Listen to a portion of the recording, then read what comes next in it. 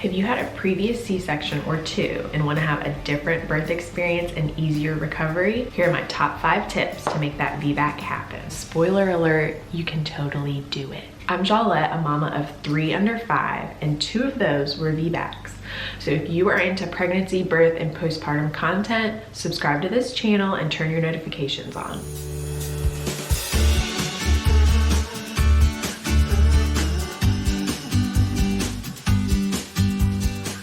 You want to have a VBAC and you want to know how to increase your chances or have the best chance to make that happen. Here are 5 things you need to do. Number 1 thing is to find a supportive provider. If you look up any list of VBAC tips, this is always on it, and rightly so. Your provider and your birth team are so important to make this happen.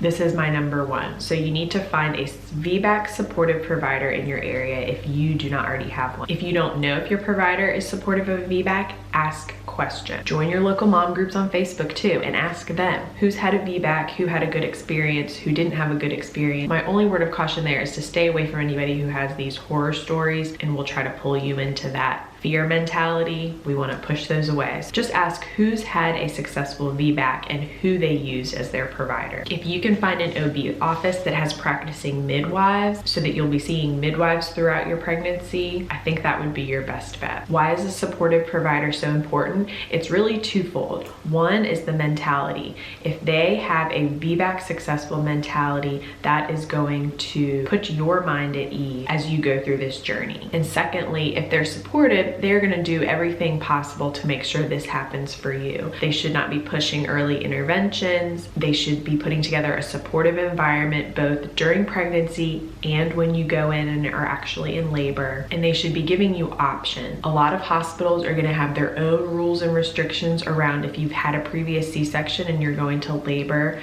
for a VBAC. But at the same time, you may also have to push back on some things. So comment down below who's on your birth team if you've already set it up, and if not, what is your ideal situation? So second VBAC tip, knowledge. Read a book. Get empowered, get rid of that fear that you have surrounding this whole situation. I want you to only read success stories. So if you do a search on YouTube, on Google, if you're talking to people in person, if they have a negative story they want to tell you, step away. Just say no. You need to learn about the birthing process so that you know what your body is doing, you trust your body, and things will flow from there. I will link my favorite hypnobirthing book down below in the description box. Even if you don't use hypnobirthing as your way of coping with labor, it's a great read, the chapters that go over what exactly is happening in your body. And it's very important to learn about the certain hormones that are being released, the certain muscle movements that are happening, so you understand what your body's doing, you can trust it. Again, your body knows what to do. Your body knows how to birth a baby. So pay no attention to horror stories, failures, and fearful narratives. I'll also link down below my blog post on my birth story with my first VBAC, my son Axel, and the video of my most recent baby, which was another VBAC, Juniper. Both of those are success stories, so take it all in. That can be. Third thing is more physical. So the first 2 we're talking about your birth team, which is the people you're surrounded by. Second is knowledge, getting rid of fear. That's more mental. This is the physical aspect. And this may depend a little more on your situation. In my situation, that was a poor presentation of baby that led to my C-section. She was actually stuck in my pelvis because she was face up instead of face down, which is how we want baby to be. It's just the least amount of circumference of their head coming through that makes it easier. So she was poorly presented. I have my own thoughts about how that happened. There are definitely some things you can do if you are going through labor and your baby is face up. There are certain movements and things that you can do to try to get baby in a better position.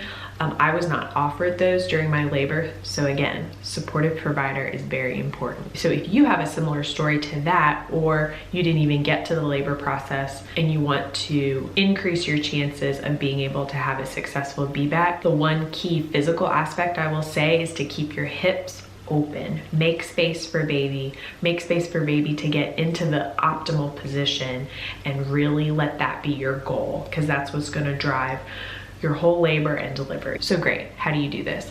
I would say prenatal yoga is number one. I will link in the description box my favorite prenatal yoga sessions that I would do at least once per week. Also, you're gonna wanna pay attention to your posture, especially in the last few weeks of pregnancy, which is of course when you wanna lay back most of the time because you're gonna be tired, your body's gonna be achy, but it's actually best to sit straight up. This gives baby the best chance to be in the optimal position. So keep your spine aligned, try not to sit back. If you're sitting on the couch, put some pillows behind you so you're sitting straight up. This will lead baby's head to be facing your back, which is what we want. Another thing is hip opening exercises and stretches.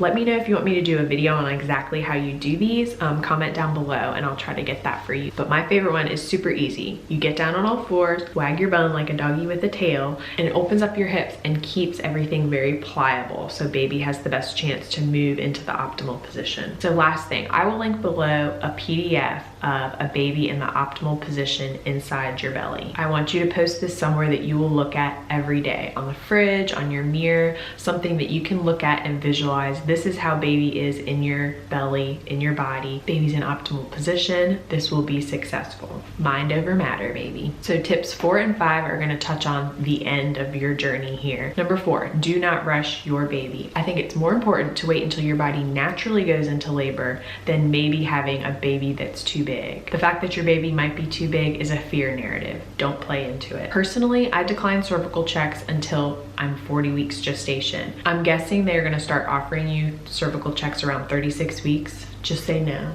No thank you, no thank you, no, no, no. I know you're curious, you wanna see how far you're dilated, but your cervix is not a crystal ball. You can walk around 4 centimeters dilated for weeks.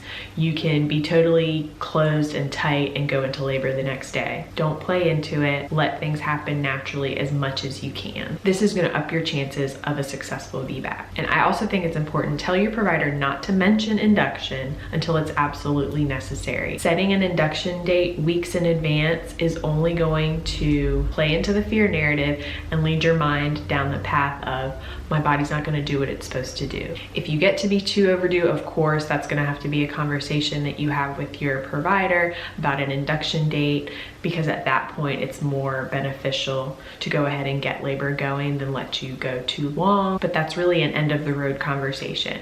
For the health of your thoughts surrounding your birthing process, this shouldn't be a conversation that happens earlier than it needs to. So if you're later on in your pregnancy or you've been through this before, when did your provider first mention induction or a membrane sweep or something like that? 5th and final tip, labor at home as long as possible. You stay in the comforts of your own home, you're more relaxed, you're able to focus on your breathing, focus on your coping and management skills that you've learned through your labor. I will link my video below on breathing techniques that will help you with this, and have a plan for managing your contractions. Even if you're gonna get to the hospital in time to have an epidural, it may be delayed. The epidural might not work. So you really need to have a game plan for how you are going to stay calm, stay centered, and be able to manage through your labor. Also, print out your birth plan and give it to your provider or your nurses when you do get to the hospital when you're in labor. You're not being high maintenance. This is very important so that they know what type of experience you'd like to have. And I found that the more people you have being the gatekeeper for those wishes, the higher the chance that they're actually gonna happen. So hand out your birth plan, get your birth partner on board. If you are gonna have a doula, which I highly recommend, this will really up your chance of success. So labor at home as long as possible. This will keep you in the comforts of your own home and it will keep interventions low. And I really think this is the key to a successful VBAC. So I hope this was helpful, and I am here to support you on your VBAC journeys. Comment down below if you're wishing for a VBAC experience. Feel free to reach out to me with any questions or if you just want to chat. I want you to be empowered to have the birthing experience you want because you deserve it. And don't forget to hit that subscribe button and turn your notification bell on so you don't miss a thing. Thanks for watching.